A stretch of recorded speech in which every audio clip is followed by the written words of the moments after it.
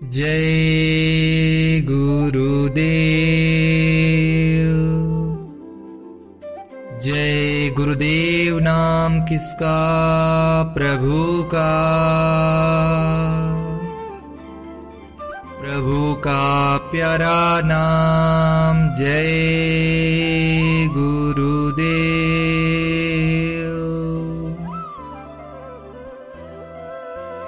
आप सभी मनुष्यों को कोटि कोटि प्रणाम एवं सादर जय गुरुदेव। संसार में संत अनेक आए, लेकिन शायद ऐसा संत कभी नहीं आया जिसके द्वारा किए गए कार्यों का विवेचन बहुत पहले ही कर दिया जाए।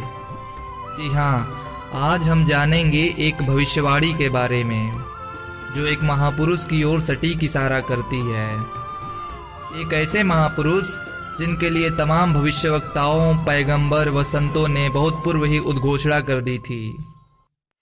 भविष्यवाणियों की कड़ी में आज हम प्रोफेसर हरार के उन विचारों को जानेंगे जो आज से 50 वर्ष पूर्व ही प्रकाशित कर दी गई थी। मथुरा के बाबा जय गुरुदेव जी द्वारा संचालित एक वीकली मैगजीन, साप्ताहिक पत्रिका निकाली जाती थी जिसका नाम है शाकाहारी सदाचारी बाल संघ बालक साप्ताहिक पत्रिका।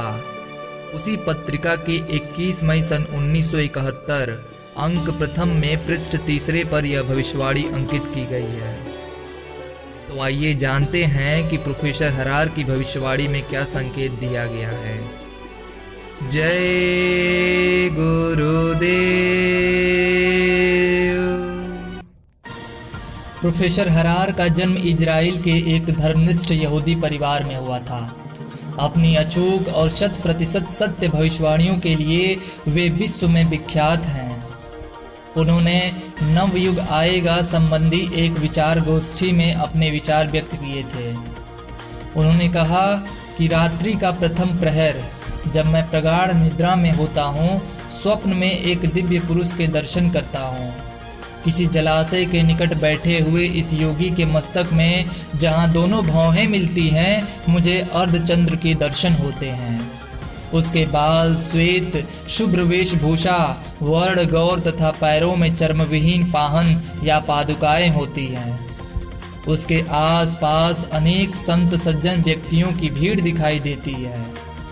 उनके मध्य में जलती हुई छोटी बड़ी ज्वालाएं देखता हूँ। यह लोग कुछ बोलते हुए अग्नि में कुछ वस्तुएं छोड़ते हैं। उसके धुएं से आकाश छा रहा है। सारी दुनिया के लोग उधर ही दौड़े आ रहे हैं। उनमें से कितने ही कष्ट पीड़ित, अपंग और अभावग्रस्त भी होते हैं। वह दिव्य देहधारी पुरुष उन सबको उपदेश कर रहा है। उससे सबके मन में प्रसन्नता भर रही है। लोगों के कष्ट दूर हो रहे हैं। लोग आपस के राग द्वेष भूलकर परस्पर मिलजुल रहे हैं। स्वर्गीय सुख की वृद्धि हो रही है। धीरे धीरे यह प्रकाश उत्तर की ओर बढ़ रहा है और किसी पर्वत के ऊपर दिव्य सूर्य की तरह चमकने लगता है। वहां से प्रकाश की किरणें वर्षा के जल के भांति उठती हैं और सारे पृथ्वी मंडल को आच्छादित कर लेती हैं। बस यहीं आकर स्वप्न का अंत हो जाता है। प्रोफेसर हरार का कहना है कि ऐसे किसी दिव्य पुरुष का जन्म भारतवर्ष में हुआ है। वह 1970 तक आध्यात्म क्रांति की जड़ें बिना किसी लोक यश के भीतर ही भीतर जमाता रहेगा और उसके बाद उसका प्रभुत्व सारे एशिया और विश्व में छा जाएगा।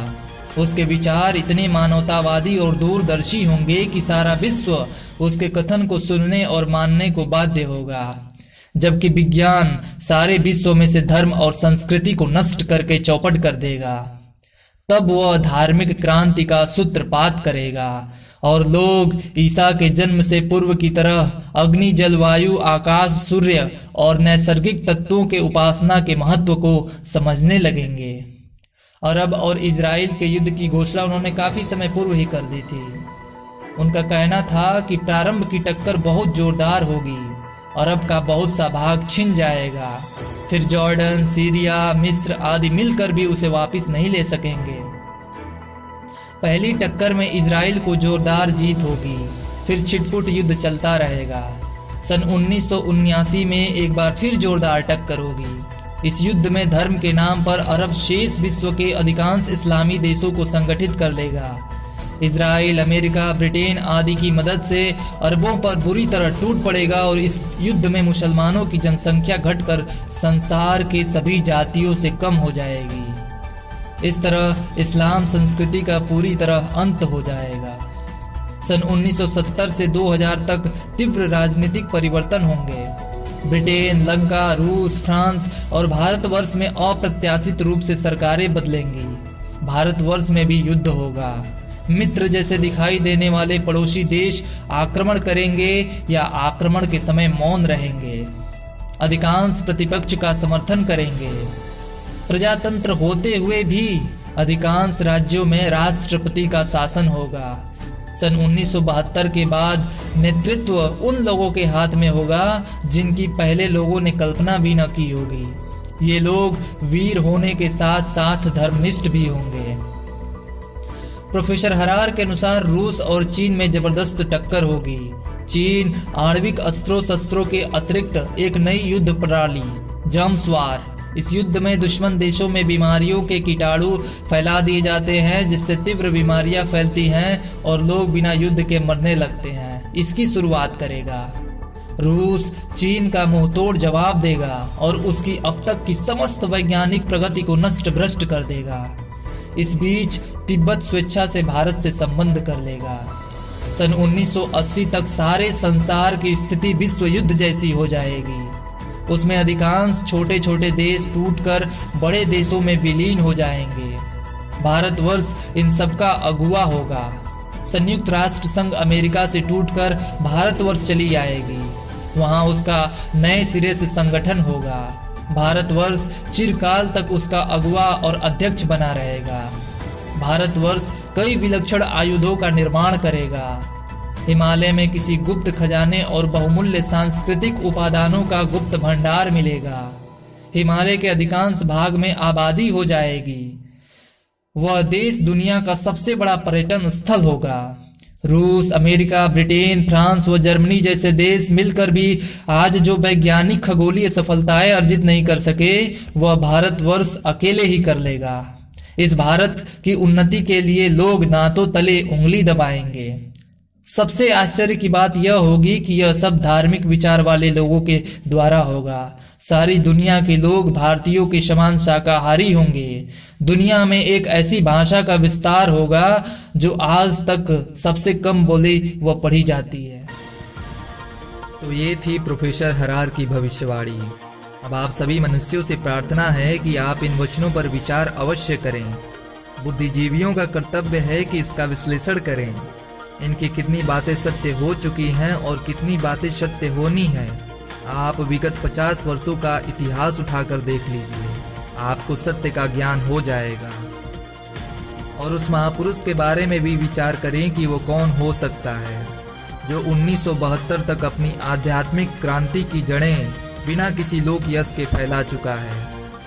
विदेशियों ने तो छिटपुट इशारा किया है, लेकिन भारतीय संतों और मनीषियों ने तो पूरा खोलकर उसके बारे में कह दिया है कि वो कौन होगा, उसका नाम क्या होगा और उसका काम क्या होगा। अगर आप सबकी मांग और परमात्मा की मौज हुई तो उसे भी समयानुसार सभी के समक्ष प्रस्तुत किया जाएगा। अभी तो केवल इशारे किए जा रहे हैं एक ऐसी परम शक्ति के विषय में जो आपके सभी संकटों के निवारण हेतु पृथ्वी लोक पर आई है। पत्रिका का लिंक डिस्क्रिप्शन में प्रमाण हेतु दे दिया हूँ, आप सभी इसे पढ़ लीजिए। कोई भी प्रश्न हो तो कमेंट सेक्शन में कमेंट अवश्य करिए। जय